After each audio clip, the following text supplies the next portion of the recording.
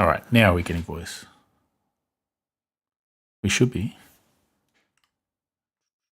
Do I have my monitoring muted temporarily? Ah, boy, I swear, the Wave Elgato, it's fantastic software in a lot of ways, but it's pretty naff in some other significant ways. All right. Yes. Yes. I can hear myself now. Muted temporarily. Well, sorry, I had that doubling up. That's all right. That's okay. We are actually live. Welcome to me being inconsistent as shit.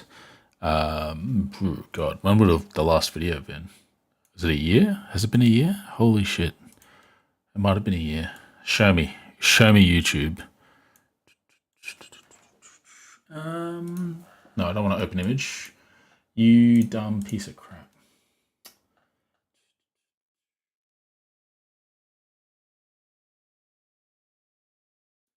My videos. Show me my videos.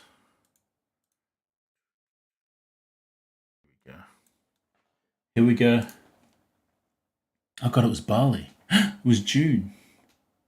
Oh, it's been over a year technically. So June was like a holiday thing. So it barely really counts, honestly. Sorry for the headshot there. But before that, January 2022. It was Jordan Peterson. Wait. Was it lives?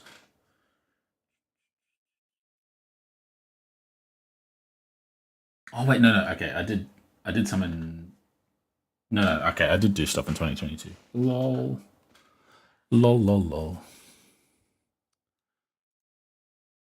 That's funny. That is funny. Hey, Amiga and Dan, how's it going? I'll be honest, I'm slightly organized and mostly just seeing if everything still works.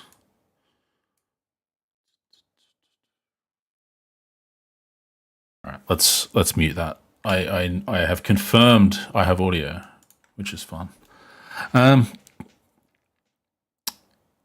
So basically, I'm continually on the cusp of I should do stuff. I like doing this, and I'm just so poorly organized. Since last streaming, I have started a new job, so I've kind of got that in my back pocket in terms of excuses. But I have also just been incredibly, what's the word? It's not unmotivated. I'm one of those people that will like want to do a million different things, and I will spend a couple of weeks doing something, and then I will get distracted by some new thing I want to do, which is interesting. But hey, that's how we have to manage. Happy days. In some ways, it's good. You like to think of it as being a Renaissance person. But it does kind of lead to productivity issues. But hey, that's all right. Basically, I've been dicking about, and I found a couple of videos to just sort of play, and I'm just going to go through it and see how it all goes. Look, the same old topics as before. Basically the biggest thing that sort of sparked all this is, like, I've just been in Japan recently, so I spent a couple of weeks in Japan, got back Sunday, just over a week ago, sort of 8 days ago. And while I was on that trip, one of my friends randomly sent me a YouTube video that I recommended, which is Australian commentator who was talking about the Great Reset. And I haven't watched the video, but I sort of looked at it briefly and sort of checked what the content was broadly about, and thought, oh, you know what, that would be a good thing to stream about. I remember I used to stream occasionally, and so I've had that in the back of my mind for the last sort of week and a half, and figured tonight at 10 o'clock to go live. And hey, Gary, oh my god, blush from the past. Figured, yeah, quarter past 10 would be a good time to go live and maybe look at that video. And in doing that, I sort of picked up a couple of other videos as well, just using some key analytics to try and get something that was little bit interesting.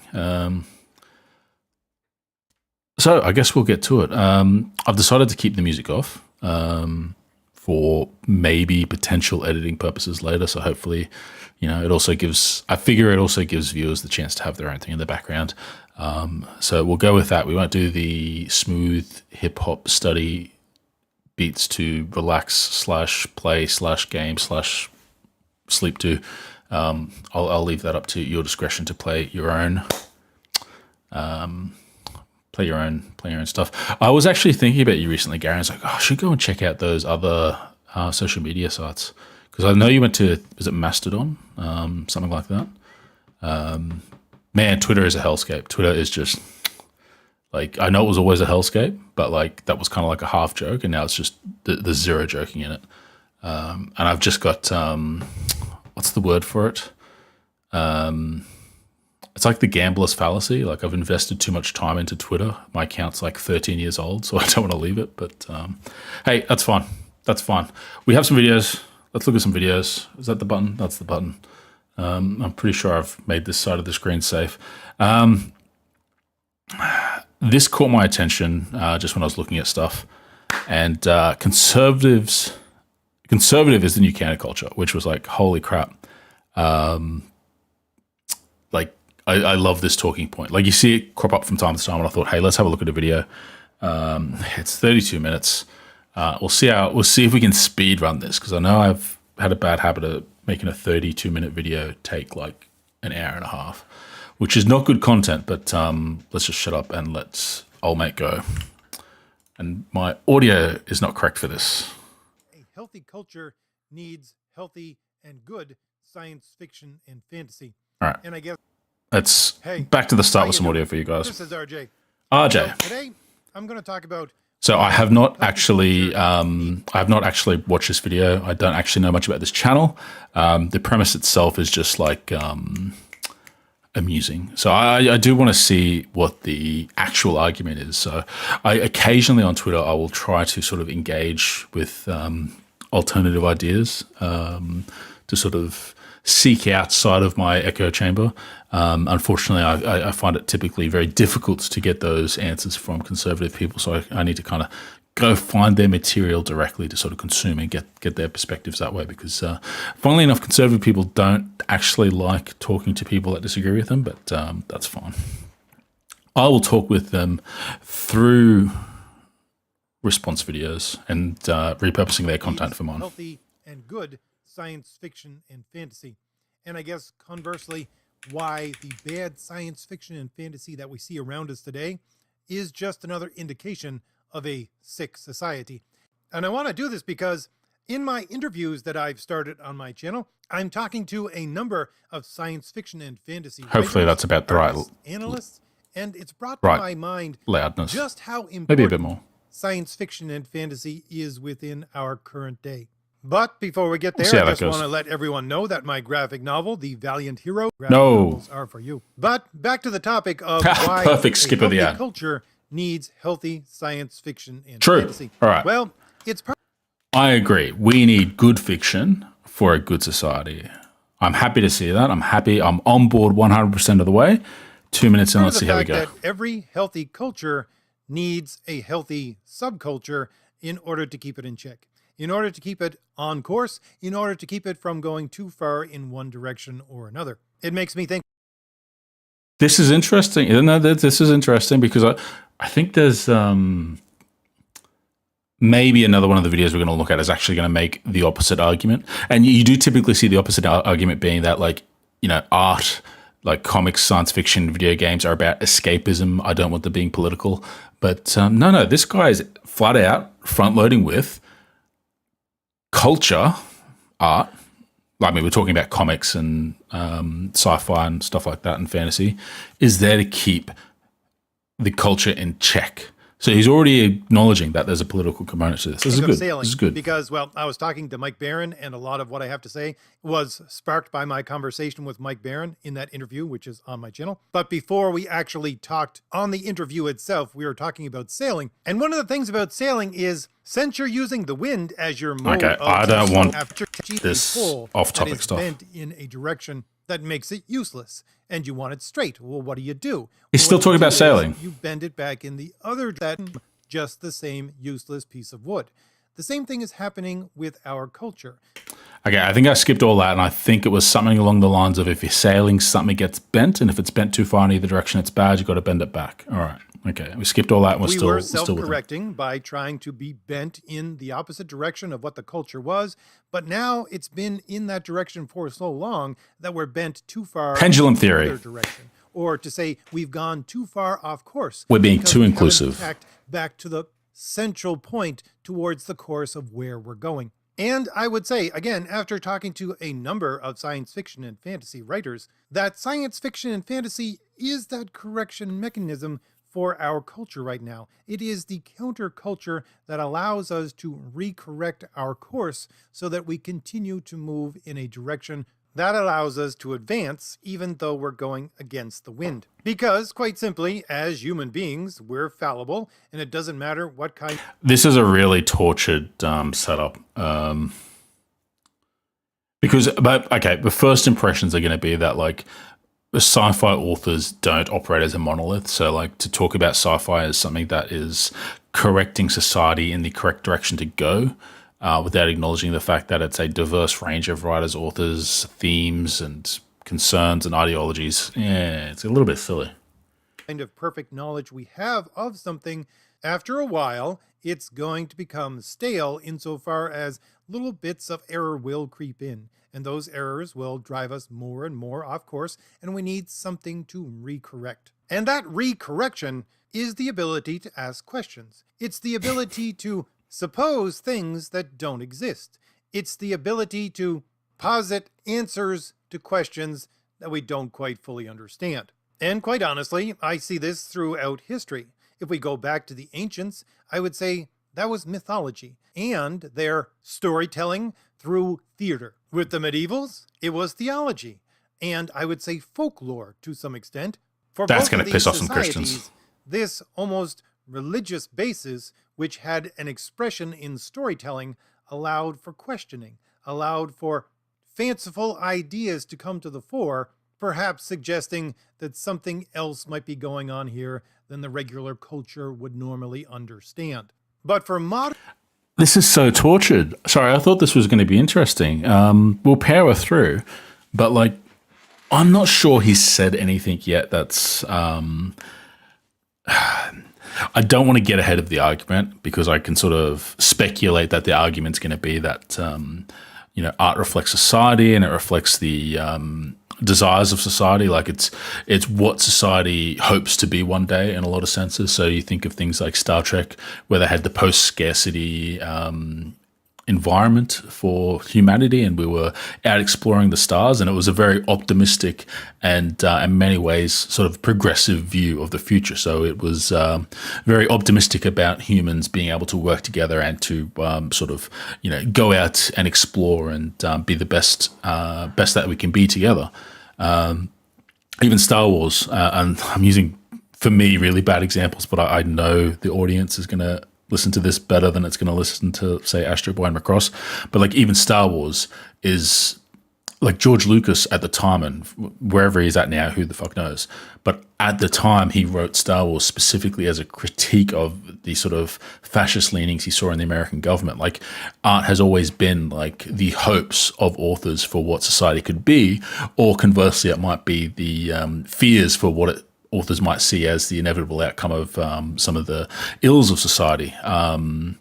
What's his name? There's a sci-fi author that was sort of famous for doing sort of grim, sort of hard sci-fi, cyberpunk sort of stuff. Oh my God, that's going to drive me crazy. But, like, he sort of envisioned a future that was owned by corporations and that people were sort of ground between the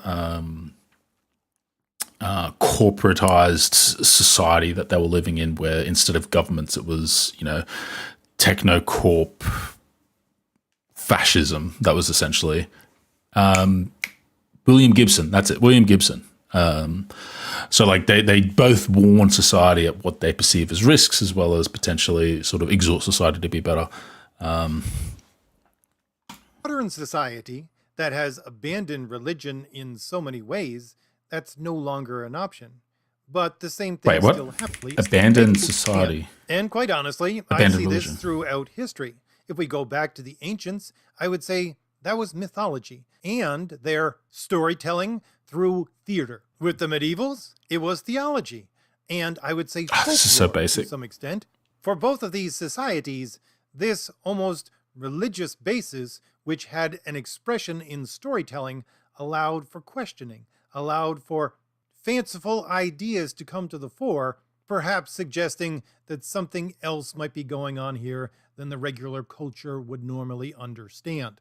But for I don't understand what he's saying there. This almost religious. When he says this almost religious after referring to folktales, he's lost me. fanciful ideas to come to the fore, perhaps suggesting that something else might be going on here than the regular culture would normally understand. And say that was mythology and their storytelling through. This is why I take forever on with the these medievals, it was theology. Theology. And I would say folklore to Folklore. some extent. For both of these societies, this almost religious basis, which had an expression in storytelling, allowed for questioning, allowed for fanciful ideas to come to the fore, perhaps suggesting that something else might be going on here than the regular culture would normally understand. But for I feel like that doesn't make any sense. It sounds like these religious-based things, which I think he's talking about mythology and theology/folklore. Okay, let's just carry on. Society that has abandoned religion in so many ways, that's no longer an option. But the same thing still happens because we depend upon our pseudo-religion, the thing that everybody puts their faith in nowadays and has for hundreds of years now. What is it? That's science. And indeed, Science is a religion. I stopped doing the anti-religion stuff. And yet we're here. We're fucking here. To be honest, I never actually stopped doing that stuff. It's just that it turns out that the dragon behind all that is actually conservatism. it is a pseudo-religion. If you look Oh at my what God. most normal people understand about science, it's not actual science. Yes.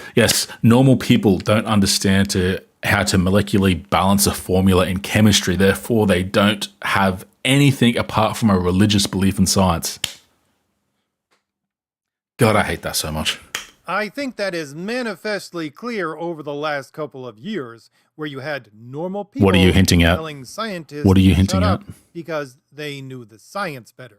This is not actually science. Philosophically, it would be much Wait. more close to scientism. But the point being that Wait. since religion has been replaced by science and everybody puts their faith in science, it is that bedrock which Wait, it sounded like he was like pro-scientists and saying people were calling out scientists even though they didn't understand science.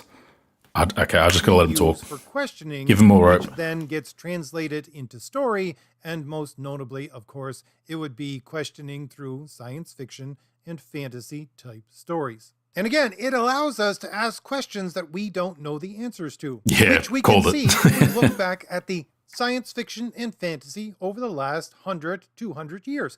Go back to Jules Verne and his, what was it, Trip to the Moon, where these people get shot off to the moon. That seems quite ridiculous to us right now because they get out of their little rocket ship and walk around on the moon without any kind of protective gear. But again, this is not a question they had the answers for at the time, and this was positing what it might be like. The same thing can be seen even if we go back to the 50s, where you have all of these, especially the covers for science fiction and fantasy magazines and books, where you have someone who's out in space and basically all they have is a goldfish bowl on their head in order to make sure they can still breathe, but they have what? A swimming suit on besides? Yeah, it doesn't work like that. That's kind of funny to us right now. But again, they're positing this question. They don't know. Most normal people wouldn't know how actual things would work in outer space, how people would function in outer space. These are questions that we asked of our... Let's spin on a little bit. Let's find a point. And goblins and things like that, which would seep into the minds of the people that were going about their everyday life and then be manifest in physical ways where farmers would plow a very uneven zigzag pattern at the side of their field in order to keep fairies out from actually destroying their crop. Things like this would happen, and they would come out of the tales and stories being told. It's no different today. Now, I'll have to stop right here and put in my own 2 cents saying that I think there is such a thing as a healthy counterculture and a unhealthy counterculture. I would say a healthy counterculture would seek to answer questions that the normal societal understanding of things just can't get at. Maybe the more intellectual parts of the society would have the answers to those questions. Now, that's a very interesting way to set up expectations for counterculture. And I think that's already problematic in that a counterculture is not there to answer questions. Typically, a counterculture is there to push back against some perceived inequity or issue with society that they would like to see resolved. Like actual countercultures, sort of punk rock countercultures, were rebelling against authority. Like Rage Against the Machine is not like asking questions; they're saying the machine is fucked. Like that's what a counterculture is. A counterculture is not a well, are we going a bit crazy with how we are doing X, Y, Z? No, they are angry and they are protesting and they are raging against the machine. It seems like he's already poisoned the well with what he's seeding as like, this is what counterculture is. And based on this definition, then the angry left can't be considered a true counterculture. And in the sense that conservatives are just asking questions when it comes to conservative values and how they might fit in today's society, that is the true counterculture. Let's see how close we get. Just like a couple of years ago, the scientists did have actual access to the answers to many of these questions, but the normal society didn't. The normal society and the way that they looked at the monolithic parts of their culture that were in control couldn't see the answers. And so questions were asked in order to try to understand This is so coded. What is truly going The on. monolithic But society. at the same time, there is a counterculture which seeks to obscure the truth. That is a very unhealthy counterculture. But as Aristotle would say, Tell me more about that storytelling is the counterculture. easiest corruptible of all the forms of argumentation and really of asking questions as well. So trying to detangle one from the other, the healthy from the unhealthy, is probably a fool's errand. Or I suppose really is something that just constantly needs to be done because it always intermixes. But to focus more on our own science fiction and fantasy, our own path of asking and answering questions which we don't quite understand. If we look at the modern period, or at the very least the last 100 years, For fuck's sake, get to a point. over and over again. Yes, please. I would say the very thing I always look at, which is comic books, is an example of this. The idea of a superhero is an example of this. Society and culture at large was becoming so monolithic, so detached from providing from the individual.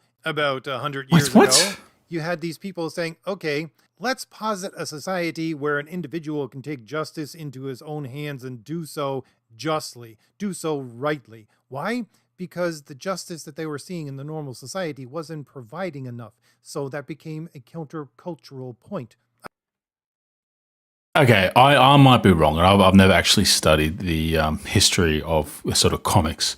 But my understanding is, particularly of Superman, was it came out of sort of that American exceptionalism and nationalism, particularly following the war, and that America was a symbol of truth, justice, and the American way.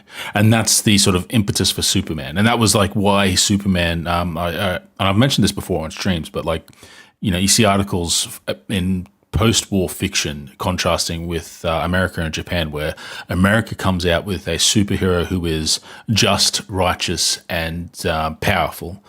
And that's contrasted with, one of the more popular characters at the time, Astro Boy, who is relatively weak, who is out of place, who is unsure, and who comes across a lot more. There's a lot more morally grey stories in Astro Boy. And the sort of plays a little bit with the idea that Japan as a country, after losing in the war, was a lot more unsure about its place in the world, whereas America was like, fuck yeah, eagles and fucking, what the fuck else do Americans love?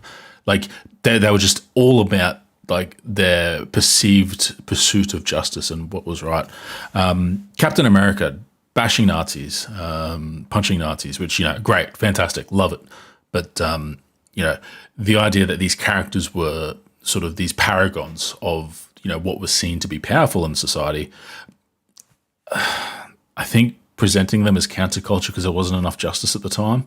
Yeah, I don't know. I've never heard that argument. I'll be honest. I'm not saying they're wrong. I would but say the exact same thing happens when you had all of these cities eating up these small towns and having all of these people from the country being capitalism. drawn That's to them, capitalism. and He's they talking about being capitalism. Is he a socialist? Why do you think there were so many stories about individual heroes of one kind or another, especially within science fiction and fantasy? Why? Because it provided a countercultural outlet for these people to see, yeah, individualism still is something that exists.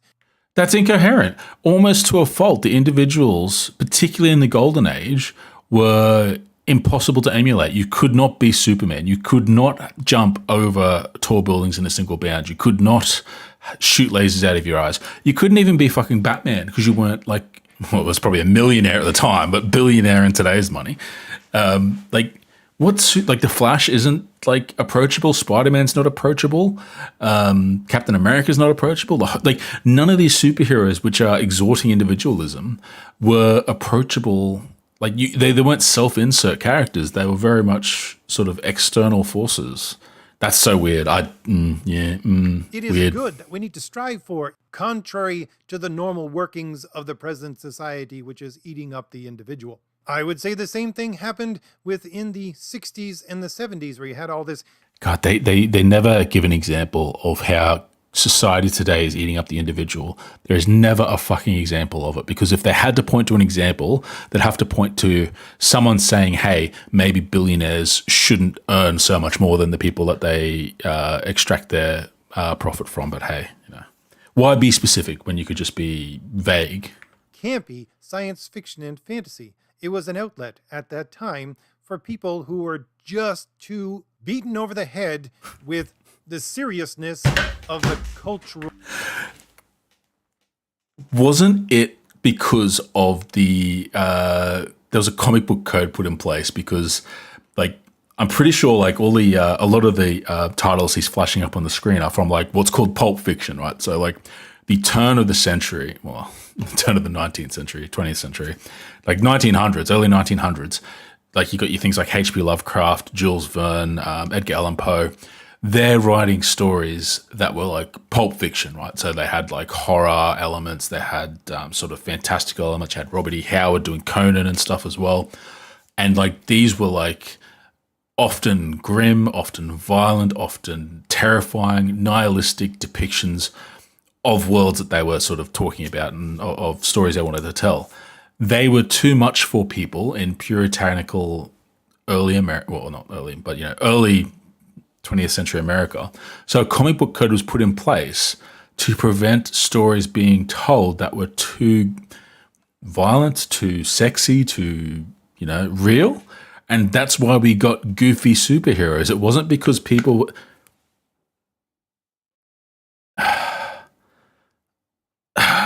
That hurts. Like, no one, like I barely touch comics, right? I barely know about comics apart from what I listen to in Comic Books Explained or Comics Explained, the YouTuber. Great, fantastic. I can sort of catch up on a decade's worth of Iron Man story by just listening to YouTube videos.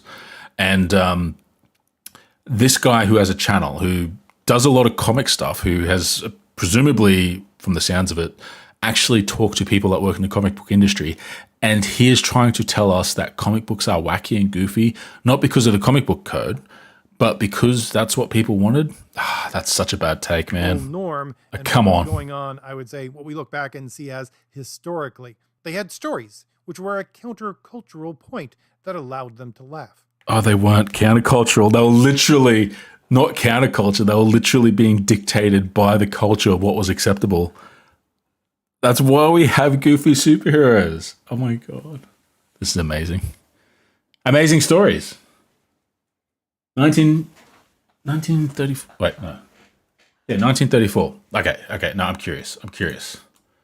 Comic book code.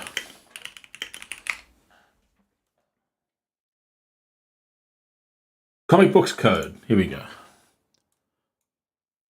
Give me an article. And expand, because I'm blind. The code arose as a result of moral panic that culminated in Senate subcommittee hearings into comic books and juvenile delinquency. It would be used by the industry to self-regulate content, which frequently included censorship. This is what he's talking about. He's trying to tell us that comics were like they were because that's what people wanted to escape from reality, because it had to be a counterculture to what they're experiencing in day-to-day life. But literally, it was like to ensure that they didn't get censored from the government, so they censored themselves first. Oh my God, it's the actual code.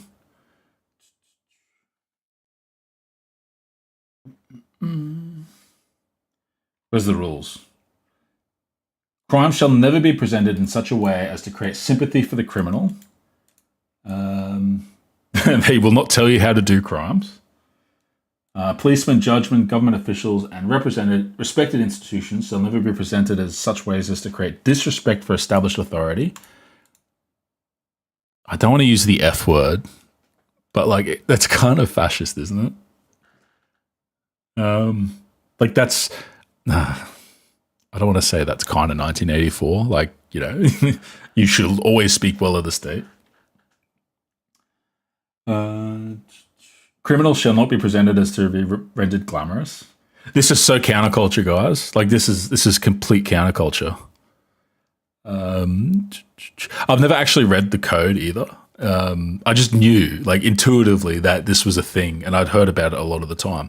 But I've never heard someone be so completely, like, shameless as to present comics of this time as being counterculture when this is the standard to which they held themselves to.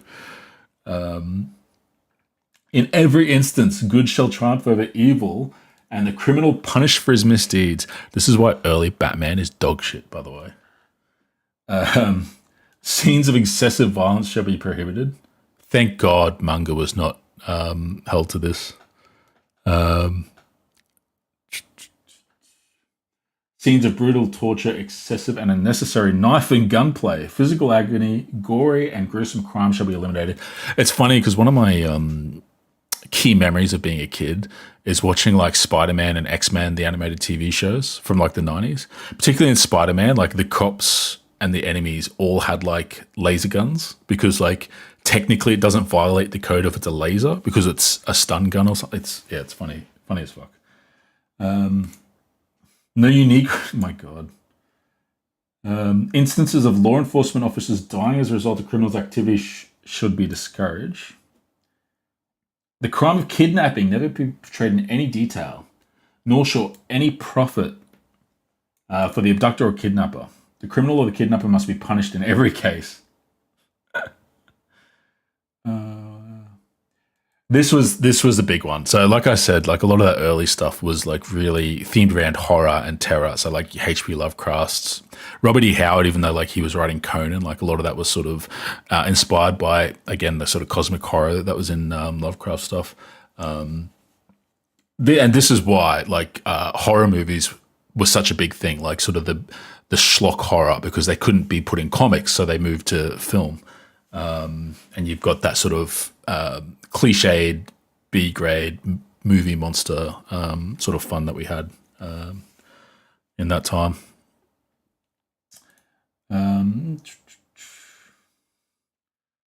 Lurid, unsavory, gruesome illustrations shall be eliminated. It's isn't lurid like a sexy thing?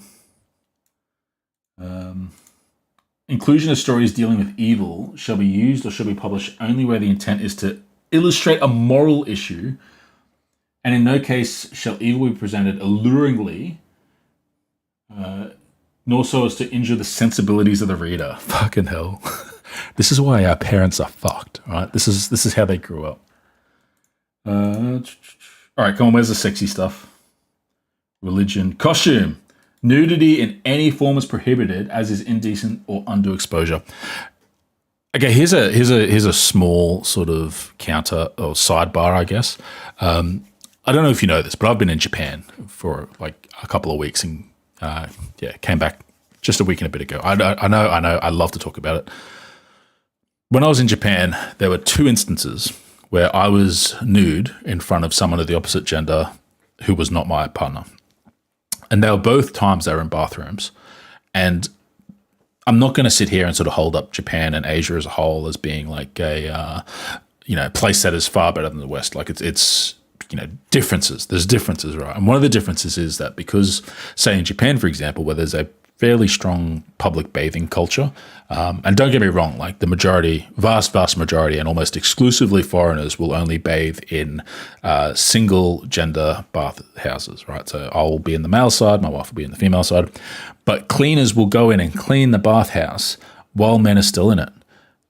And if they happen to be female, they don't give a shit, right? Nudity is such a smaller concern in and of itself in countries outside of the West. And I feel like a lot of this early sort of 1900s to 1990s, 2000s sort of obsession with mixing nudity with morality as if nudity is somehow inherently immoral and dangerous comes down to a lot of this puritanical bullshit. And yeah, like it just struck me so much that like, I can be going into the toilet and, use, not to be too graphic, use the urinal, which is out in the open. And like, there'll just be this, woman that will walk past me and is just cleaning the rest of the toilet and just doing her own thing. It's, you would hardly know that it could be such a little issue in places in the world with the way it gets discussed, in certain spaces, shall we say. Suggestive and salacious illustration or suggestive posture is unacceptable. Man, we'll get to this, but man, I like me some lewd, suggestive anime. So yeah, maybe this is why I'm into anime, right? Because like this was relevant until not that long ago. Well, I suppose a while ago now. Does it say when it was adopted? I know it said somewhere. Anyway, probably not super important. Ridicule or attack on any religious or racial group is never permissible. I mean, that seems fair overall to a certain extent, particularly in sort of serialized stuff. Yeah.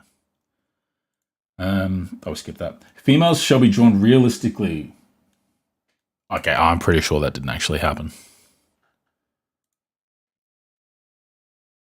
Marriage and sex. Divorce shall not be treated humorously nor represented as desirable. Okay, yeah. It's all silly. It's all silly. Advertising matter, whatever. Happy days. Do we just go back here? Yes. Did it say...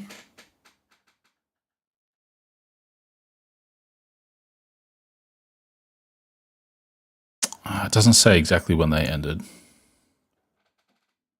2011. What? Okay, presumably it didn't go through unchanged until 2011. I'll give them the benefit of the doubt because I can't be bothered checking it.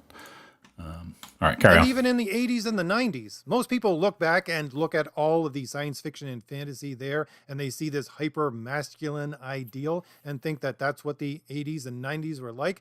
No, see, that was a countercultural movement. There was a lack of such things because you had all of these guys who fought in World War II dying off, or at the very least getting so old that they weren't in their prime anymore. And so society at large was becoming more and more feminine, as you... My God, he buried it. He buried this.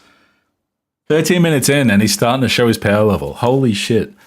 He's doing the weak men, weak times, make strong men, make strong times make weak men. Holy shit.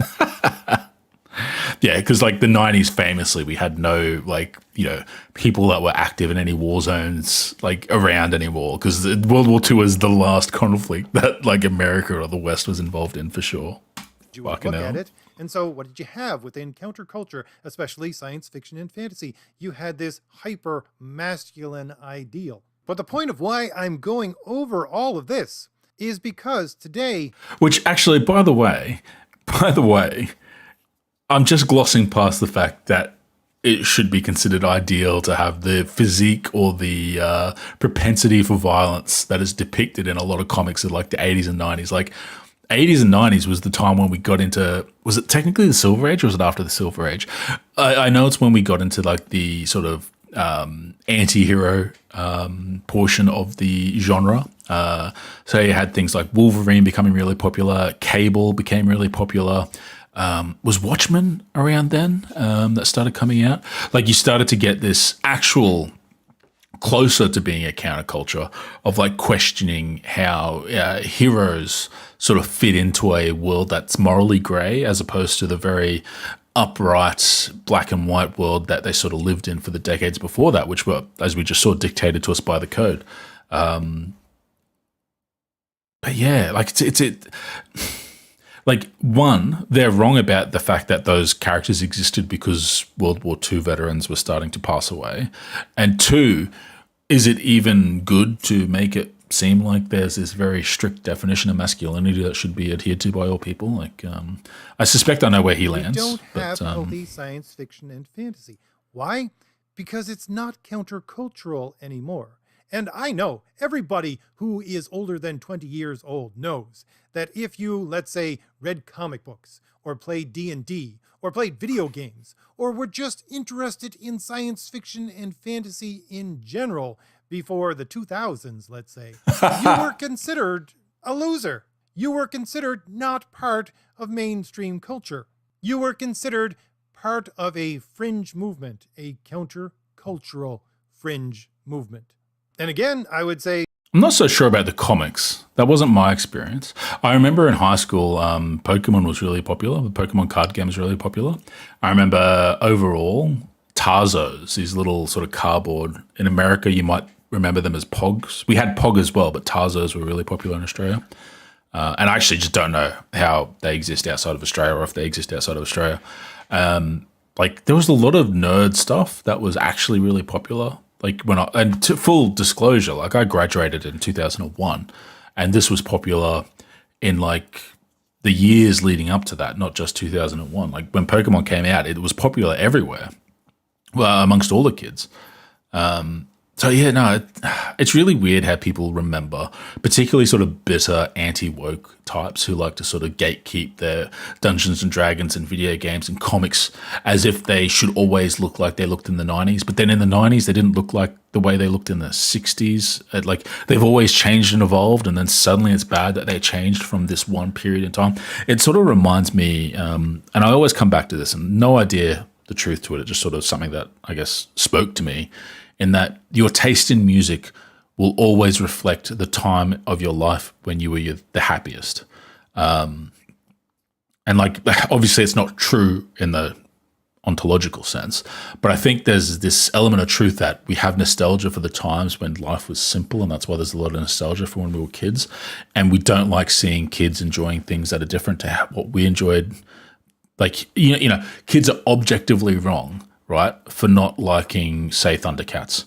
But kids aren't going to like Thundercats, and I need to make peace with that. And instead of me talking about how it's gone crazy, how we don't have a sexy cat girl like Chitara that kids can look up to anymore, instead I just need to accept that and move on instead of making these cringy fucking videos. But no, we got content. That was, to some extent, healthy. You need a healthy counterculture to balance out the culture itself, to keep it moving forward in a straight path, zigging back and forth to keep it healthy.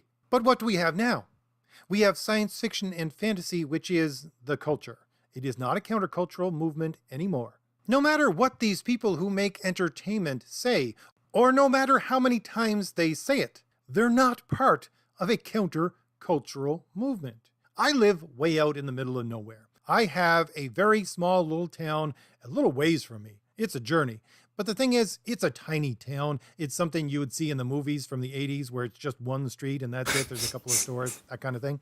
But still, driving small towns famously from the 80s. I can, at the very least, pick out, I think, 6 or 7 places that have flags or signs or little things in their door about the dominant culture, if you get my drift. Why? Say it. Say it. Say it with your full chest. Fuck, my least favorite no, I'm not going to say conservative. I need to find a different way to say it, because I know I say conservative in the sort of same way one might say cockroach. People that have an ideology who don't talk bluntly about their beliefs and how they view the alternative ideologies are my least favorite people. People like this who'll be like, so they've got these signs, wink, wink, without being upright and saying they have trans inclusive signs. They have Black Lives Matter signs. They have, hey, we should eat the rich signs. Like, he doesn't say outright what the signs are. Whether it's implicit or just a learned habit for conservatives to sort of have this big tent mentality where, like, you can fill in whatever you think the signs say so that he sort of gets the biggest audience he can. I'm not sure. But, God, it shits me. Really, really shits me. Because it makes it harder to debunk directly what they're getting at, because they can always reel it back and say, well, no, what I'm talking about is it was a sign that said, I think you should die if you're white. Like, they can't be pinned down on what they're criticizing because they're never direct about what they criticize. It's always the mainstream culture, the big media, the signs on the doors in my small town. Fucking cowards. Because these flags, these signs, they're all part of the normal culture today. Is it the gay flag? And just as a thought experiment, let's go over that just for 1 second. Today, if you say some things in some countries, if you deny some things actually exist according to this culture that we are a part of right now, you can be arrested. 10 years ago, they were saying to us, no, it's never going to get to that point. We're never going to compel you to do these things. And now here we are. But 10 years before that, see, okay. There's no way. I cannot be convinced he is not talking about the C16 misgendering amendment that Jordan Peterson went on in 2015 or whenever the fuck he popped up. Like, I am convinced that he is talking about being put in prison for misgendering someone, and like that's not a thing. That doesn't. There's no law. There is no law stopping you from being a complete arsehole. But holy shit. Of course, this guy's a Jordan Peterson fan. If you had obviously done these things, which they're doing right now, you'd probably get more than 1 or 2 strange looks, to say the least. If we go back another 10 years to the 90s, if you did the things that are being done here now, today, in our society as normal. Except gay people. Treat people with AIDS like normal people. Not call black people the N-word. You would have been told to sit down and be quiet. If you did them in the 80s, you would be shouted down. If you did them in the 70s, you probably would have been run out of town. If you did them in the... Sorry, is that a good thing? Being run out of town for having a different opinion? As opposed to it just being acceptable for someone to say or do something at the moment that doesn't hurt anyone else? Is he presenting this as evidence that he's like upset that this is the case, that people aren't being run out of town for like their progressive opinions? The 60s, amazing. You would probably be put in a mental institution. If you did them, go back further. What happens? You would be put in jail. So you see how the culture... Oh, he stops at jail, coward. He stops at jail because some things would happen to you that aren't okay today. But if you did them in the 40s, it'd be more than jail in some places. Wink, wink. See, if he filled in the blanks, he couldn't make that argument because it would be just too easy to say, well, A, is that bad? And B, that didn't happen. It was actually worse than... Anyway. Has moved almost 180 degrees within the last 70, 75 years. And again, the point being is that our cultural recorrection mechanism, which is asking questions, which is challenging these ideas through things like... I love the idea that like stories and art is there to keep us in the center. Like, fuck me. That's going to be like the most...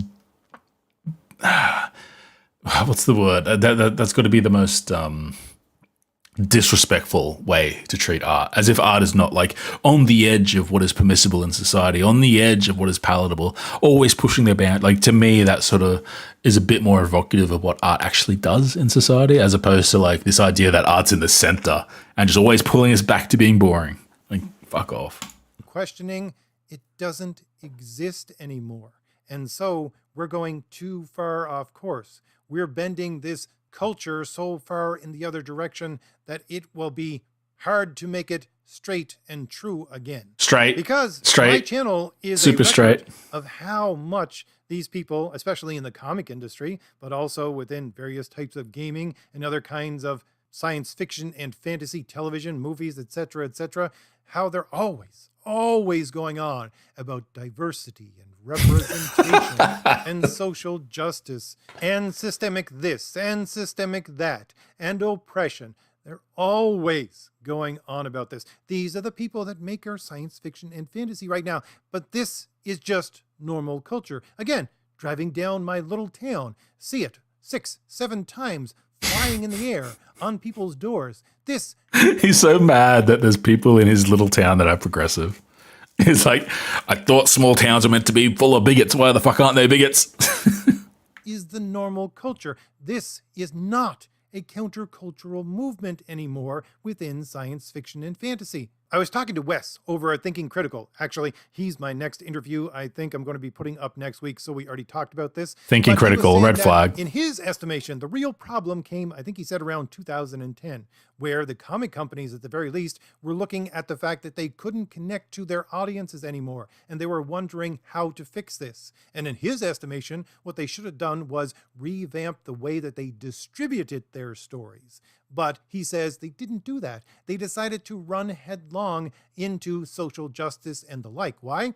Because they thought they couldn't connect to their audience in that way. But leaving aside the fact that they didn't do the distribution part, the fact that they were looking at their fan base.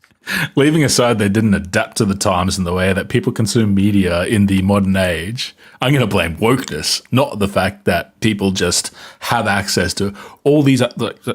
If you are reading comics in 2023, my hat goes off to you. I only read one comic at the moment. I want to read more. I want to try and diversify a bit. And when I say comic, I do specifically mean manga, because I started reading the One Piece manga like a year or so ago because I got spoiled on something that happens in the manga and happened about halfway through last year. And I was like, well, fuck, I'm going to read this motherfucker now so I don't get spoiled ever again on One Piece. So I'm always up to date on the comic and on the anime.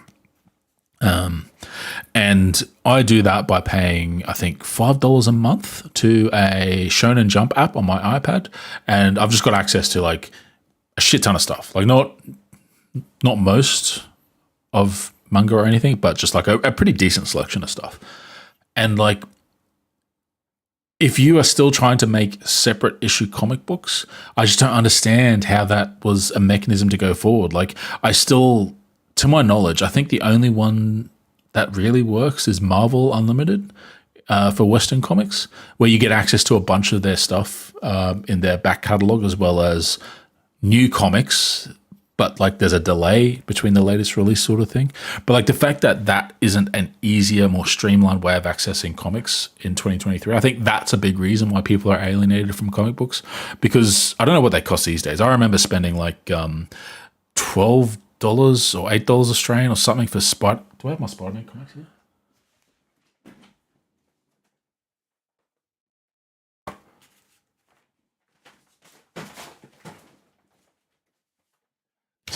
Totally not a fake fan. Ultimate Spider-Man Super Special. What was this? $3.50 US. Jesus. This would have been in like 2005, to be fair. But like you're paying, say, $5 Australian for that, which is not what you get charged in 2023. Obviously not. But like I finished those product and saying we're not connecting market with them conditions anymore. Let's go far into this quote unquote progressive ideology, because it was always thought as being countercultural, and the progressive mindset and ideology was always seen as countercultural. Therefore, let's go towards that more and more. But they were blinded to the fact that, no, I'm sorry, even at that point in time, that was the majority culture. That's not the counterculture. The counterculture then and now is conservatism. It is. I don't know who came up with that saying. I really don't. But it is the way that it is right now. Does that count as a saying? Conservatism is the counterculture now. I don't feel like that's a saying. I think that's just a sentence. Like it's not a zippy saying that's going to stick on someone's mind. Again, I think this is fundamentally misunderstanding the point of a counterculture. Our point of counterculture is to rebel or push against authority. And whatever is popular in comics is not the measure of what authority is. The places where power is held and wielded, they are the places of authority. And I don't think there's anyone that can ever argue to me in an effective manner that conservative brokers of power are not the ones that currently wield power in our society. Whether it is big media that apparently everyone hates, but conservatives hate it despite the fact that it's perennially in their favor and always asking questions that make them look more reasonable than they sort of have the right to be, or whether it's conservative parties that are only the left parties because they're being contrasted against actual fascist bigots like Ron DeSantis. Like, I don't think anyone can make an effective argument that Joe Biden is a progressive or on the left in a real material sense when it comes to sort of leftist discussion and progressive values. He is a populist that tries to do as much conservative things as he can get away with while still appealing to his populist voter base. And it's the same with our current party in power, which is the left party, the Labor Party in Australia. But the reality is that they spend their time distancing and dismissing the Greens, which are the closer to left party in Australia, and continue to open up things like coal mines and stuff. So it's actually not counterculture to be conservative because power is still held by conservatives by and large in almost every country that is, this person would consider to be culturally the West. And so it's silly to go that because comic books all appeal to what he considers progressive values, that progressive values are now no longer counterculture when the power imbalance in society is still very much in favor of conservatives. Silly Being man. conservative is the counterculture within our society right now. And at the very least for comics, it wouldn't have been that difficult to tug on that string and actually put stories out in that countercultural context. For DC, all they would have to do is rally around Superman, the farm boy from Kansas, and do stories about truth, justice, and the American way. All that Marvel would have to do is rally around characters Spider-Man, like the Spider-Man, Punisher. Spider-Man, I was talking to the my Punisher, the Punisher. Oh God! I wonder if that's because the cops are using the Punisher symbol in America. last week, he was talking about one of his recent stories, which he's trying to sell, which has been shadow banned as well, which is Private American, and he wrote it because he, being one of the great writers for Punisher, thought to himself, hey, what would Punisher be doing at this day and age? I know, he would probably be down at the southern border trying to stop criminals and burglars and everything else from coming across. He'd be building the wall. Story in that vein with another. Punisher would be building the wall.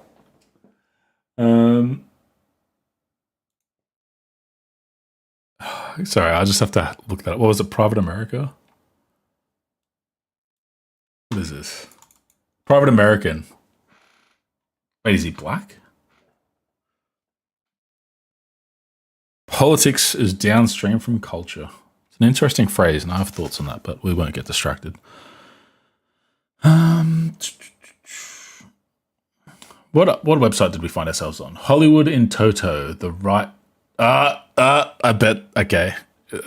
I bet it's a right-leaning entertainment website. Poll after poll shows the top 3 issues of voter concern: inflation, crime, and the border. Interesting. Thin Blue Line dealt with the consequences of the defund the police movement. Now, Private American shows the disaster on the border. Wait. Okay. To be fair, this commentator has been consistent about it's okay for comics to be political. So I can't be like, oh, what about keeping politics out? You need to support my buddies Mike Barron and Richard Bank on their awesome new book, The Private American. This is amazing. It's even like that 80s style. No. Fuck off. Only 20 years ago, Hollywood understood that entertainment was job... Wait. This is literally a book about like immigration and why immigration is bad. And this article wants us to say that this is about entertainment first. Like literally it's saying poll after poll shows the top 3 issues and Private American shows the disaster on the border. And then the next sentence is only 20 years. They're fucking hypocrites. I swear to God. Like, holy shit. With leftist agenda invading everything from Star Wars, yes, because the original Star Wars was famously not a critique of fascism in space. Like the Imperium, is it the Imperium? The Empire. The Empire Is it also the Imperium? I'm not a Star Wars nerd at all. I mean, that's really obvious. But they're literally space Nazis. Like, literally space Nazis. They did genocide. Like, fucking hell. To rom-coms, these days are long gone. But leftist agendas invading everything from Star Wars to rom-coms. These days are long... Oh, okay, these days, as in entertainment first. It's such cope. It is such cope. Like, everything has always had a political lens. And people just don't understand that. Like, it breaks my mind, the fact that, like, people think that in the 90s, like, let's say games weren't political in the 90s. Final Fantasy VII, one of the most famous, beloved games from the PlayStation 1 era, came out in what, 94, 95? It is literally an environmental political piece about the dangers of exploiting the natural resources of the planet to the point where it dies. That is the story of Final Fantasy VII. That is inherently political. And if Final Fantasy VII came out today, it would be denounced as woke leftist agenda garbage because it's talking about how Shinra Corporation shouldn't be using Mako reactors to extract the life stream from the planet because it's going to kill the planet. Like, that's literally what was happening in 1995. There's games that I play. Check this out. I got this recently, right? Because I was in Japan recently, if you don't know, and like one of my favorite series of games on the Super Nintendo. And I say favorite series even though I haven't played one of them. So this is Illusion of Time. It is the second in what is called the Soul Blazer trilogy after Soul Blazer. And the third game in that series is Terra Enigma. And I've played Terra Enigma on Twitch a little bit. And I need to play a little bit more now that I've got this new console that makes it look a little bit crisper and cleaner. Like, Terra Enigma is literally about, like, resurrecting the world after a disaster and restoring evolution back to its natural path. No, wait, that's Illusion of Time. Illusion of Time is like about restoring like this perverted cycle of evolution back. Like, these games had stories, had messages to tell us. Just because Super Mario Brothers didn't, just because Jumpman didn't have a story on Donkey Kong, doesn't mean that games, as they started to become more sophisticated, Ultima 4 is like literally, like, even though it's done by a dipshit Richard Garriott, who's like a fucking con artist now, NFT shill, like, even he in like the 80s, 90s with Ultima games, those games were about virtues, about being virtuous. Like, that's a political statement, is to say, these are the things that I think are good, and these are the things that I think make a person good. Like, games have always been political. It's just that these people are so brain broken by the culture war that they've been brainwashed into thinking that art never said anything, and that's how we should go, and that's where we should go back to. Which is why, famously, I always argue that conservative advocates and pundits are so bad at analysing art, because if you were decent at analysing art, you wouldn't be able to make these same prescriptive statements that we need to go back to when art was not political or was not about this progressive woke agenda, because I think art's always been inherently progressive, because art has for a long time been the domain of the outsider, as this guy said earlier. Like, for people that play D&D and stuff, like, you have to be kind of a nerd to be an artist, and so they've always been people that have been on the outside looking in, and that inherently makes you more extreme in one way or the other. I mean, we can't forget Dilbert and his recent racist rant.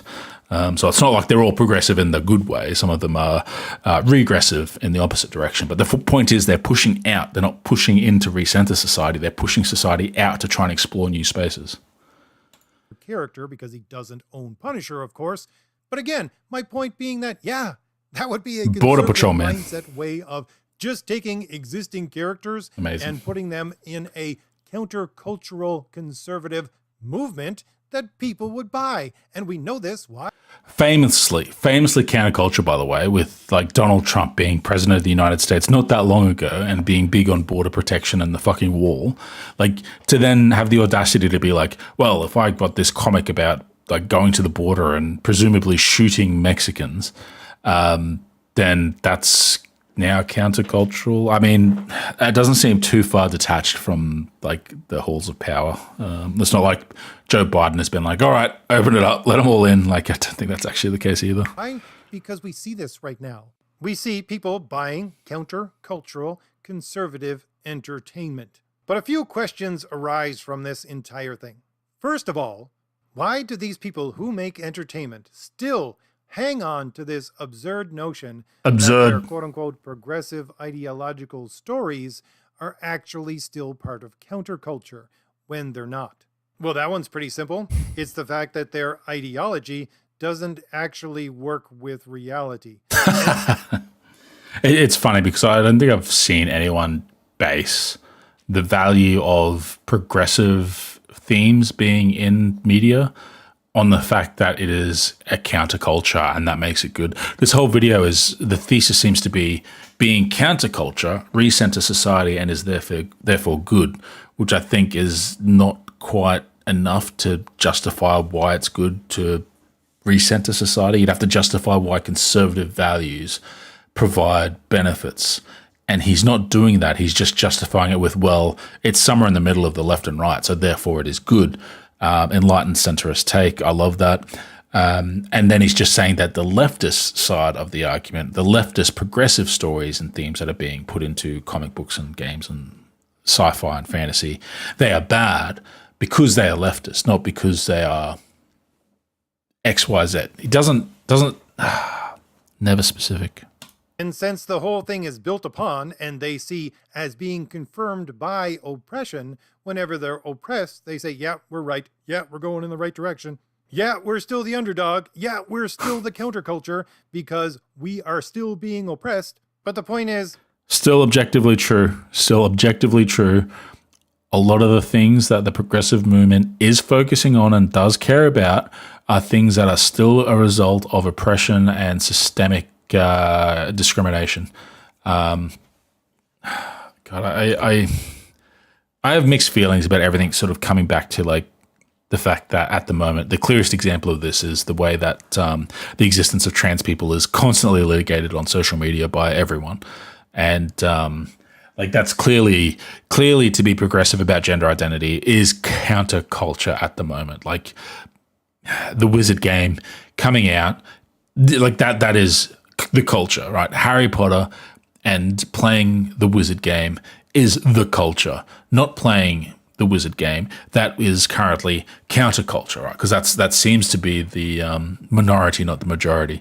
And it's a clear demonstration of common current fantasy themes where clearly progressivism is not the norm. Why they're still being quote unquote oppressed isn't because of society. It's because, again, their ideology doesn't work with reality. Reality is oppressing them. And no matter how much power they grab, no matter how long they're in control, no matter what they do to try to alleviate this situation, it's not going to change. Reality is reality, and it's always going to slap them down to the ground because they're not doing what they need to do. If it always slaps us to the ground, why is culture and globally societies as a whole are getting more progressive? Like if it's counter to reality, why is there a slow historical march to the left when it comes to all these issues? Curious. In order to work with reality. And so, as I said, they see this as being the oppression which they long for in order to confirm themselves as being right and the underdog part of counterculture. Listening to this video Secondly, is impression. There was a very interesting thing said by, I think it was James Tinney IV, on a panel that I covered, which was from Who the fuck are these people? Guild of America, which had comic book writers and television show writers for science fiction and fantasy and producers of these shows. And he was saying, look, we know that the pendulum is going to swing back, so the conservatives are going to take control, but we need to make sure when that happens, we don't lose any ground that we've taken. And that's the thing. You see, they don't think they can lose ground. They think they're on the right side. No. Okay, I don't know who that is. I haven't seen that quote, but clearly you would not say that if you didn't think it was possible to lose ground. Like clearly that is being said as an attempt to protect the progress that they've made. And why, hypothetical time, why should I criticize a conservative simply for wanting to maintain concessions won by conservatives and say that they're bad because they want to keep the things that they think are good? No.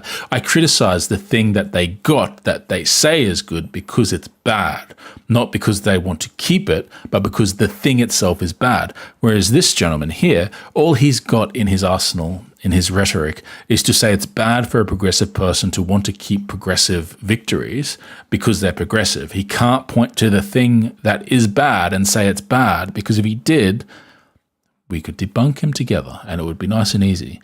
Instead, it's obtuse dog whistling that's intellectualized and made sanitized for his audience so that they can maintain the illusion that they think they're good people for just asking questions about whether or not homosexuality has a place in society and whether or not people deserve to actually, earn enough to live.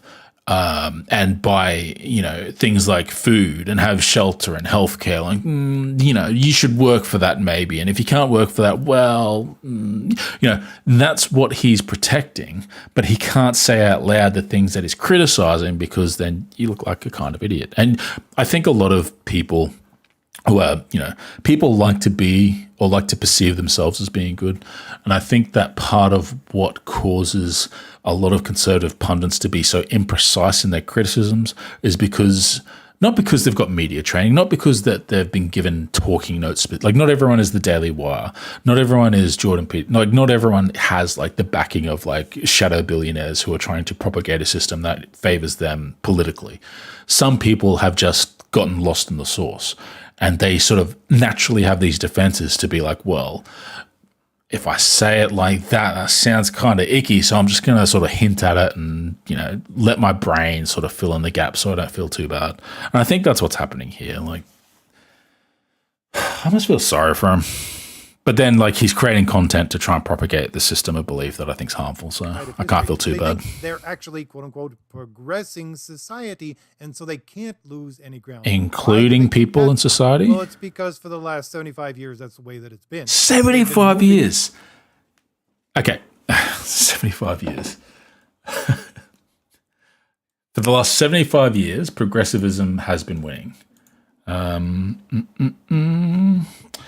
When was the civil rights movement?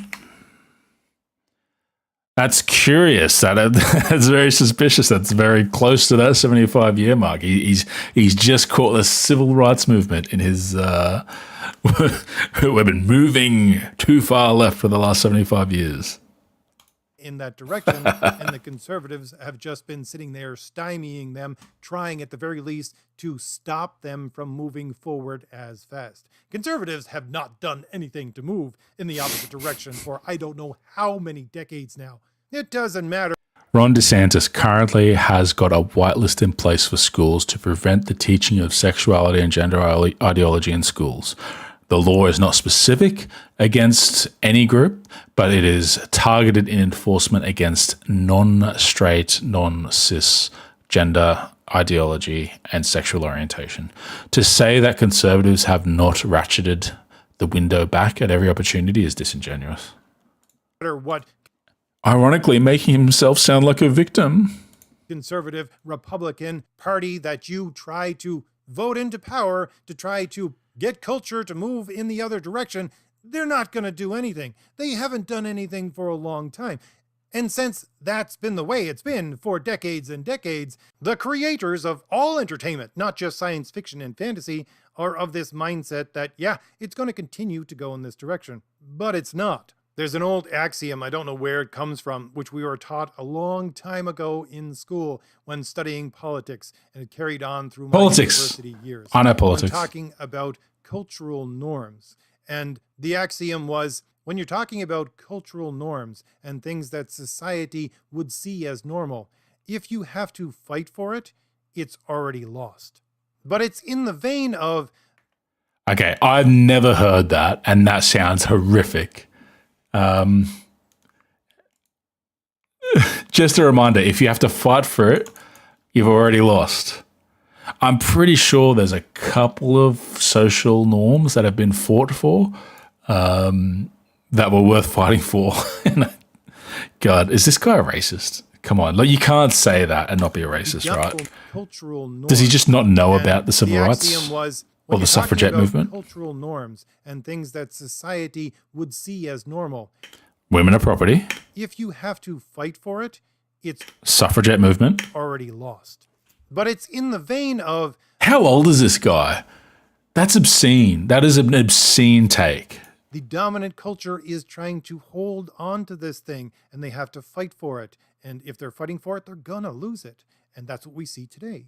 We see this dominant culture that is striving so hard, desperately, to control everything in order to make sure that they don't lose. What are they fighting against? If no, serious question, right? His contention is that they are not the counterculture; they are the culture.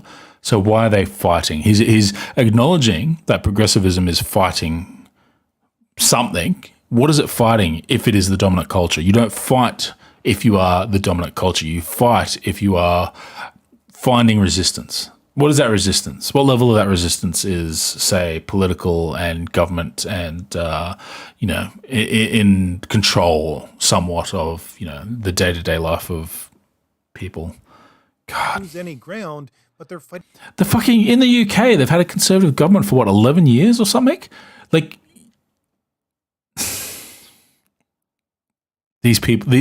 look, a conservative who thinks that they have been losing the culture war is just like precious. I just want to give him a hug and say it's going to be okay. God forbid what these people are going to be like if progressive values actually take hold, actually in areas of actual power, and we actually get policy and we actually get legislation and we actually get a society that is better. They are going to be so fucking insufferable if they actually face any of the things that they claim they're facing now. Holy shit. Fighting for it. And again, historically, you look back at the way these things play out. Yeah, since they're fighting for it, it's already lost. But one of the main reasons why I wanted to talk about this is because there is a criticism coming from what I would call the other side, these quote-unquote progressive people, not just those who make this kind of entertainment, but those who support it. And their criticism of conservative entertainment as it starts to emerge is that, you see, it's dog shit. It's being produced by places like the Daily Wire, and they hire people like Kevin Sorbo. That's the problem with conservative entertainment. It's no good. It's amateurish. Yeah, called it. It is going to take forever for you to build up anything close to what we have right now in, let's say, a Marvel or a DC. Or my personal favorite, well, you see, it's not going to save the industry. It's just being bought as a protest against what actually exists out in mainstream. That's true. That's why a lot of it's so bad, is that it's being produced cynically as a political tool instead of as an expression of passion or belief, or even just as something that's being done to appeal to a broad audience, because it doesn't appeal to a broad audience. But yeah, it's funny that he's admitting that. Entertainment. Now I want to take on each of those according to all the things that I just talked about for a moment. The first one is that what is coming out is amateurish. I would say, yeah, it is. One of the things Mike Barron and I talked about was Sturgeon's Law. Sturgeon's Law being 90% of everything is crap. We just stick around for the 10% that's actually good. I'm very inclined to believe that. And here's the thing. When you have such a system, if you watch One Piece, everything's good. You don't have to worry about that law. Just saying. Where 90% of everything is crap, well, if you have a healthy entertainment system, then you have these people who are writing the crap actually trying to understand how to do it by writing things that don't actually get published, that don't actually become reality. That's where 90% of the crap should be. You should keep it behind the wall of what is actually going to be produced. You should keep it under your bed. You should keep it in your closet. Hey. What gets kept under the bed is not crap. But that only works in a system that is a merit-based system. That is to say, we're basing everything on merit. Your stuff is not good enough. Shove it under your bed. Try again. We don't have a merit-based system because we've gone too far into the quote-unquote progressive direction. So yeah, a lot of stuff that is coming out is amateurish. Hang on. Let's get the merit-based system. What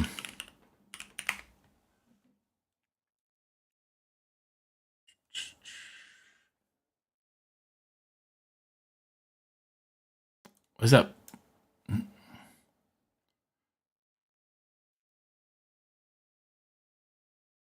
Oh, I thought there was like old Superdog.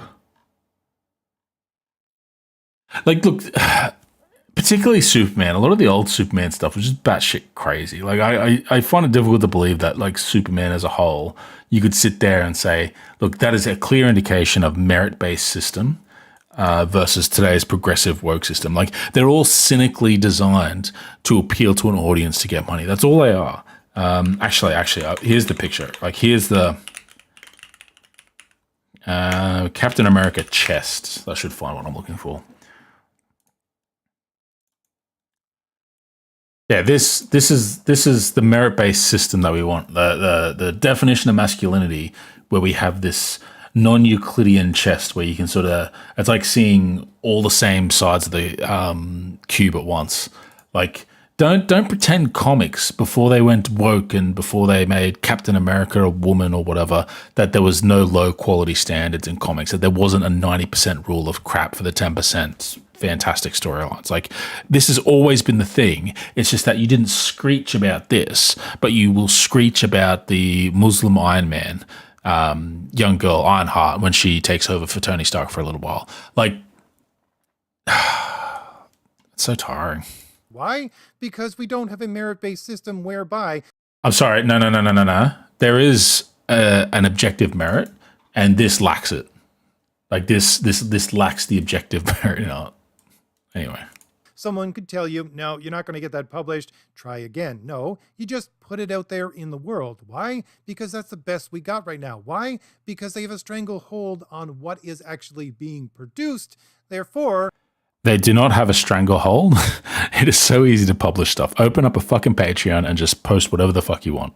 Well, I suppose Patreon might, have some words if you try and publish something about people shooting immigrants across the border, but you know what I mean. Just get it out. That becomes your merit-based system. Getting it out to customers, they become your editors. They become the people who tell you whether or not you're good enough. And that's where the 90% of crap that is coming out right now has to filter through so that we can get the 10%.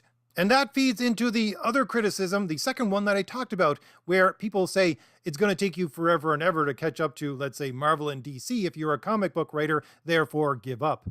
I'm sorry, but just because people have to start at the beginning and really, really start at the beginning, because once again, you're barred from entering the normal system, therefore you have to start from scratch. Yeah, it's going to take time. Yeah, it's going to take 30, 40 years, maybe, for some of these characters that are being developed right now to turn into something that is a cultural phenomenon. What is the youngest character to come out of comic books that has become a cultural phenomenon? Like, I'm not convinced it's actually possible for a character to come out and, as a result of effort, become more iconic than Spider-Man, Superman, Captain America, Thanos. Like how does a character reach that level of notoriety? Like, it feels like that opportunity has passed. We're now in a different phase of media consumption where consumption is fragmented and not focused. So it's not like,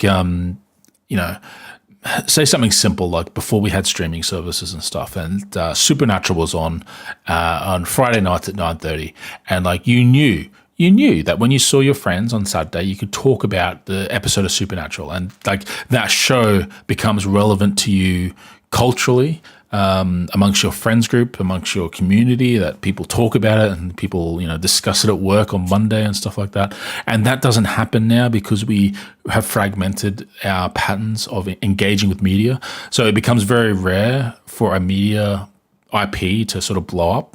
Game of Thrones is probably the most recent example. And even then, Game of Thrones as a IP has been around for decades. Like, didn't that start? Yeah, that definitely started in like the 90s, if not the 80s. I remember they were up to book 6 when I was in grade school, which would have been around like, 96 or so.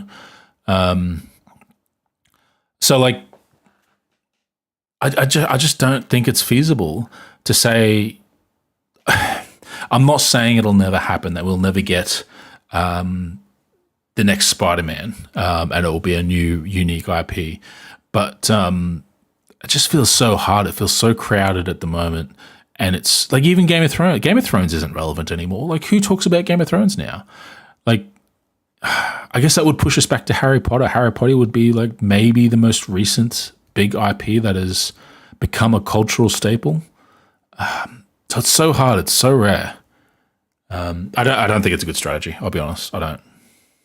Anyway. So what? I'm happy for them to use bad strategies. Is one I've heard not just from these people, these quote unquote progressive people that are criticizing conservative entertainment or alternative entertainment cultural movement once again, but normies like Perch, who again, if you don't know, runs his own comic analysis channel and has people within the comic industry that he talks to all the time. He keeps on saying things like, this is never going to save the industry. For example, these crowd-funded comics, people are only buying them as a part of counterculture. And the stories, no one's talking about the stories, whether the stories are good or not. And I bet, no, I'm not going to say it. I was going to say, like, I assume that this person, if they're a normie, it's probably code for they're not actively pushing conservatism on their channel, that they probably don't say that it's countercultural. But anyway. And so what's the point? Who cares? If the story's not good, then it's not going to save the industry. And they're, again, just doing it to own the people on the other side. And I'm thinking to myself, how in the world is that a criticism? This is the whole point of what science... Sorry, is he saying, how is it a criticism for a media to only be relevant in so far it reflects in because it's anti-woke as opposed to because it's a banger? Like, I feel like that's pretty safe. He is supposed to be. It's supposed to be. He's getting angry. Movement. I'm sure everyone who is listening to my voice has some friend somewhere who used to be interested in the thing that you are interested in, whether it be comics or playing D&D or playing video games or science fiction and fantasy of one kind or another, like Star Trek or Star Wars. And why did they fall out of it? Because they were just interested in it because it was something that was countercultural. Okay. I cannot relate to that at all.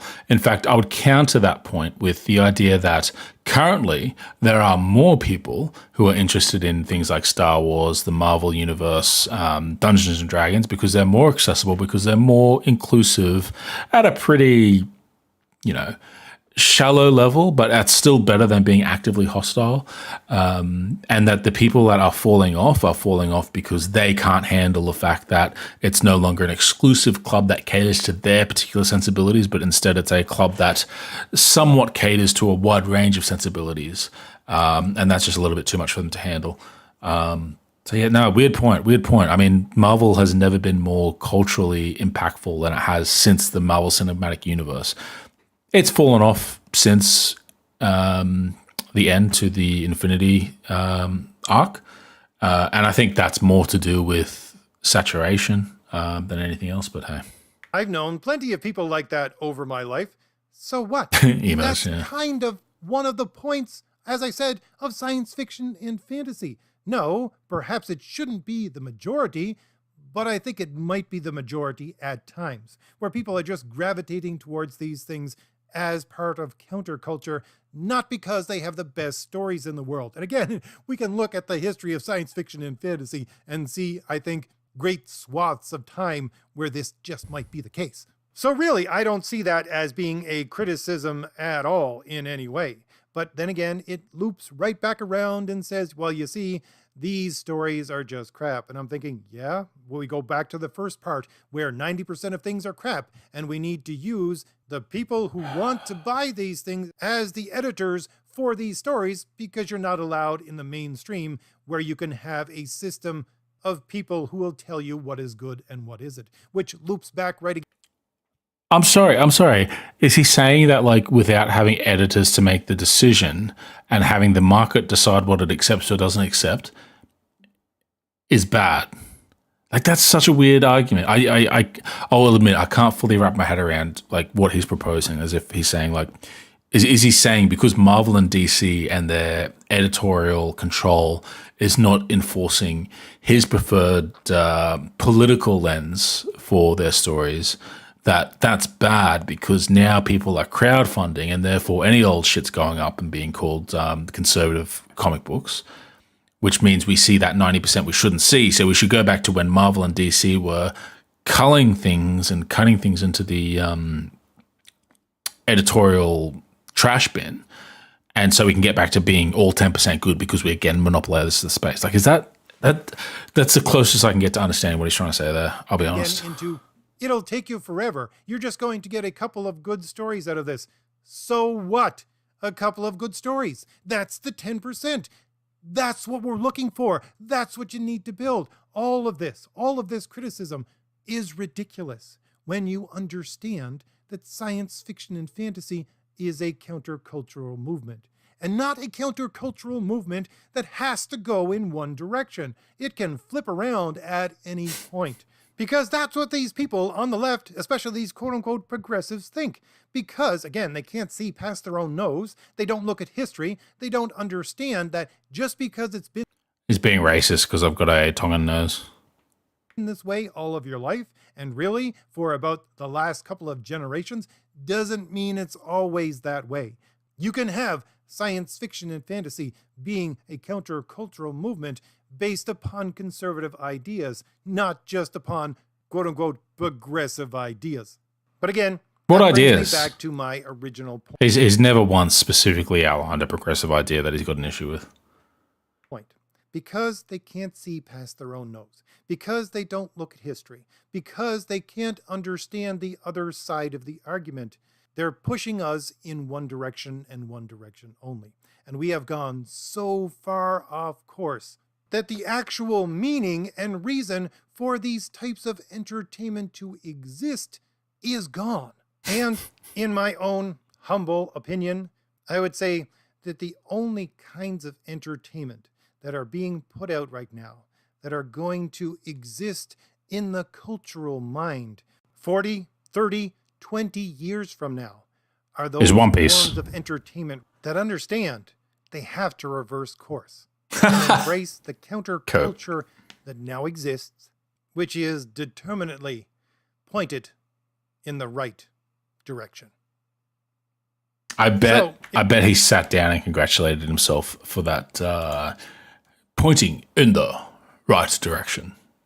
If I've given you anything new to think about, hit like, hit the shield in the lower right-hand corner of your screen. All right, cool. You're done your jam. That was crazy. We went through it. We went through half an hour of that. And I'm not sure we're better for it, I'll be perfectly honest.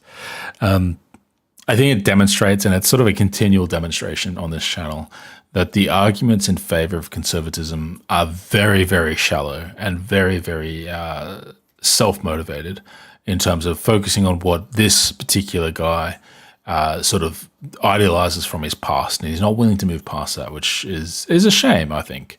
I'm got a fairly idealistic view of the things that I enjoyed when I was a kid, but I'm also quite willing to accept the new and exciting things that are happening in media and games and comics and movies and sci-fi and fantasy. But I guess not everyone's quite there. I think the basic premise of the entire video is just incorrect. Like I get the impression that this video started with his idea going, you know what, I think that comics are a form of counterculture. Let's do a video on that. And he didn't once stop to think that like the predominant history of comics is governed by the Comics Code, which is inherently not counterculture and was in fact there to reinforce the cultural norms that were considered palatable at the time to ensure that they didn't face regulation by government. But like, let's not let truth, or ironically, looking at history, which he accuses me of not understanding, let's not let that get in the way of a good rhetorical device to sort of present the fact that comics now reflect a broader range of peoples and experiences, and therefore not being counterculture anymore, and therefore needing to become countercultural and start to reject those things. Let's make that into an entire thesis of a video, and we'll see how that goes. Didn't go super well, I'm afraid. Although I say that, how many views did it get? Where's the view count? There's the subscribers. Where's the views? There's the likes. Where's the views? What's going on? Why can't I see the views? Is it because I'm in theater mode? Default view. 3.8k views. Yeah, okay, so it's not huge or anything, but yeah, like government, free speech, America. Let's be real. Like in America, they only protect the free speech that they like. The idea that anyway, I don't have a clear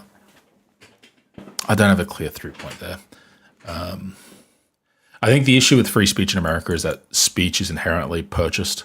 Like you can say I've got free speech, but the reality is speech is only as effective as a platform it's shared from, and therefore, like you can codify free speech, but you can live in a country and a environment in which that the speech that matters is a speech that has capital.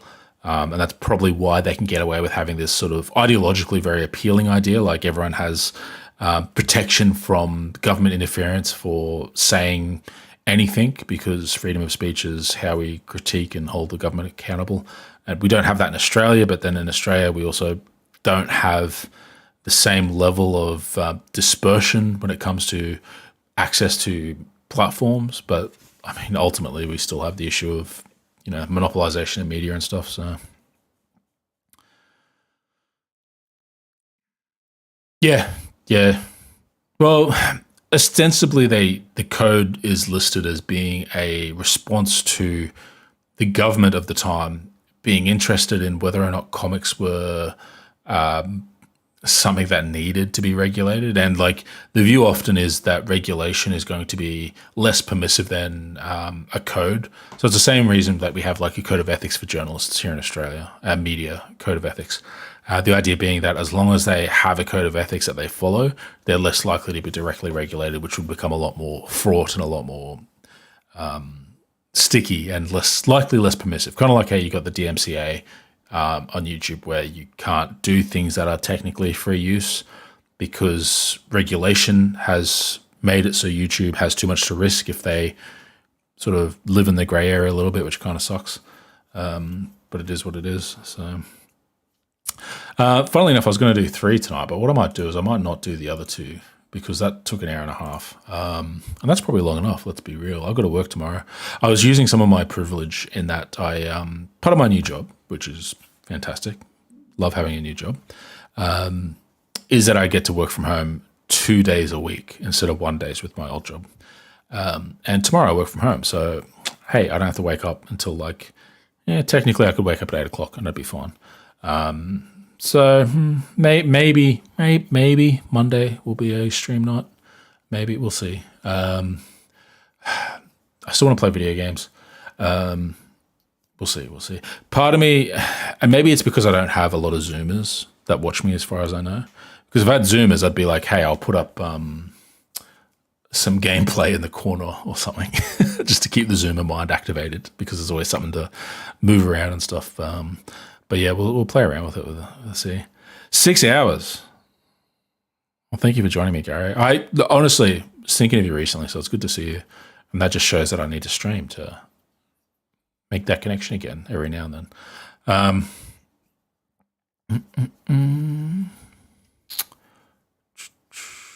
Well, I see a lot of people that do this type of stuff and they game at the same time. Like I think I've seen Surus do it, Telltale, Vosh, and I don't know. Part of it is like I like to distract myself as well. So, look, I'll hold these other 2 videos for next time, so I've got something to stream. As an idea, we have a. Hi everyone, I hope you're all well. So last week I made. We've got a Brisbaneite. Insane. This person's from Brisbane, and this is the one that my friend sent me that I was going to do that I haven't done yet, and I haven't watched it yet. He sent me this video. And I was like, oh, who is this person? What do they do? And I was like, I'm going to stalk them on Twitter because maybe I can sort of find a network. Because I wouldn't mind finding more people to respond to that are dealing with issues with an Australian lens, as much as that probably alienates the majority of the YouTube audience who are American. But it turns out, did they say it here? I don't think they say it here. Wait, this is a second channel? Oh, no. Okay, that's the normal. Wait, she's got a second channel? What's the second channel? Book reviews. Good news time. 1 year ago, okay, your second channel's dead, love. You know her, Gary? See, I didn't know who she was. Like, I looked her up before the stream, and yeah, she's a Sky News commentator, which that makes her ontologically evil. Where is it?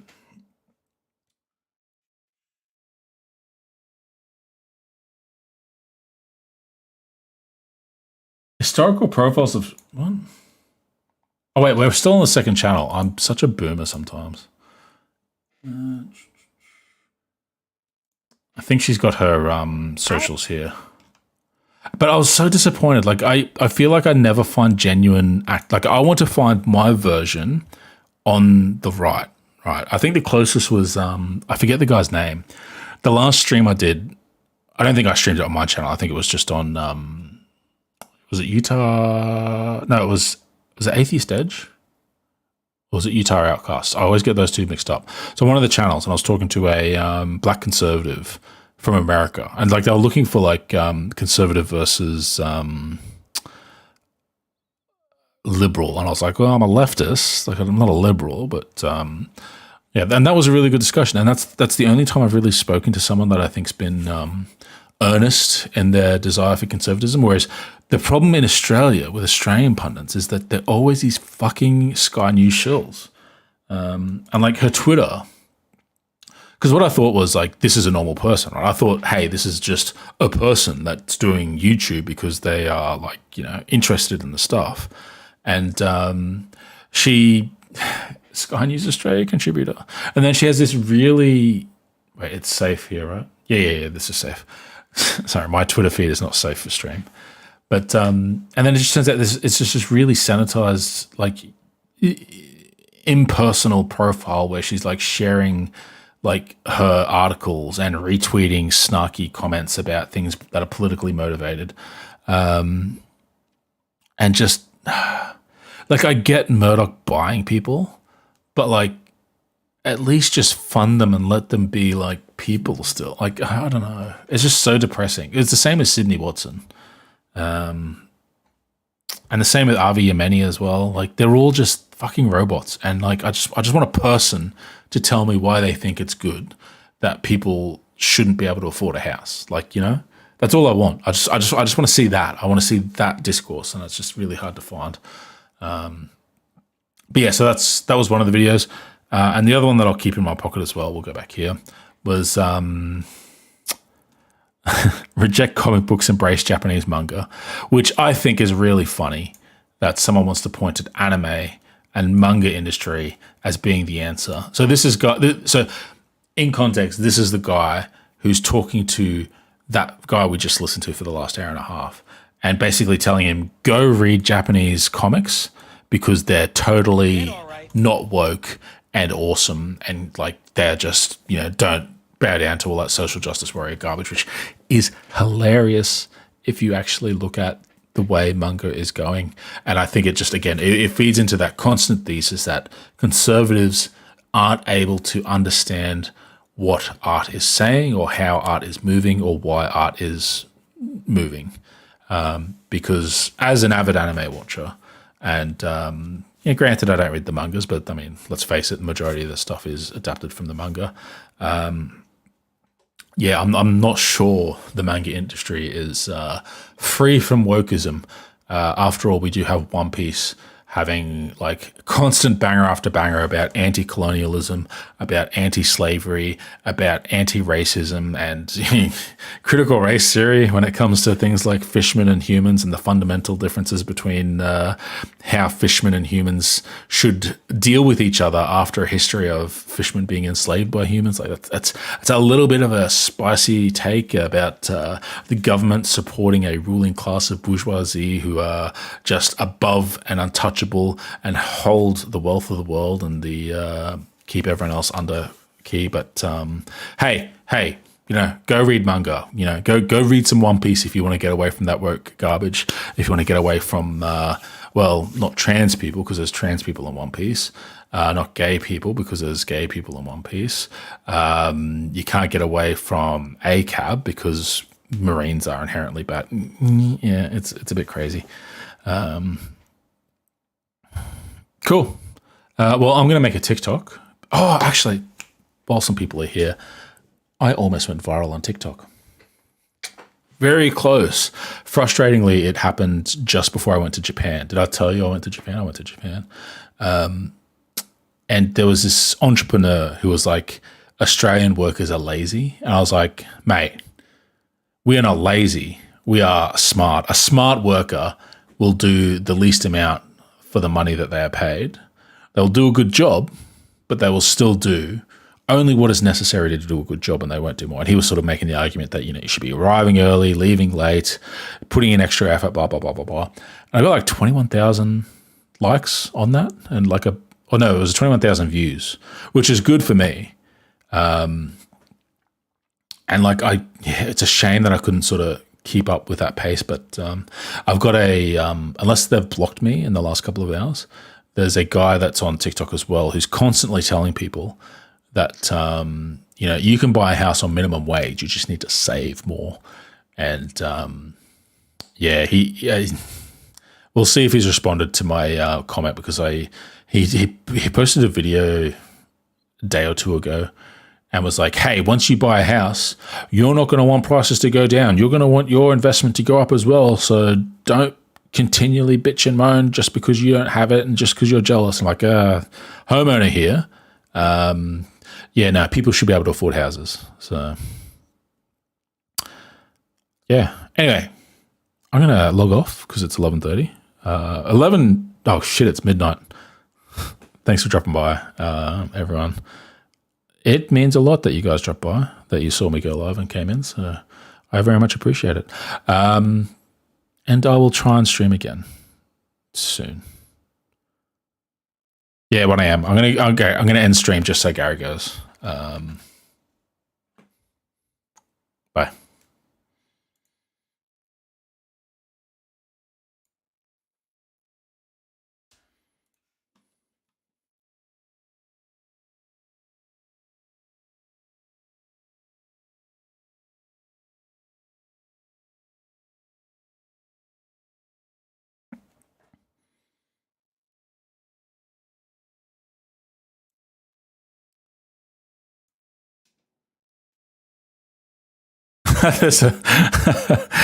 I'll try and get some pics in the background next time, Amigo. I came up with that dialogue saying, "Do you want to end stream after end stream?" I didn't realize it.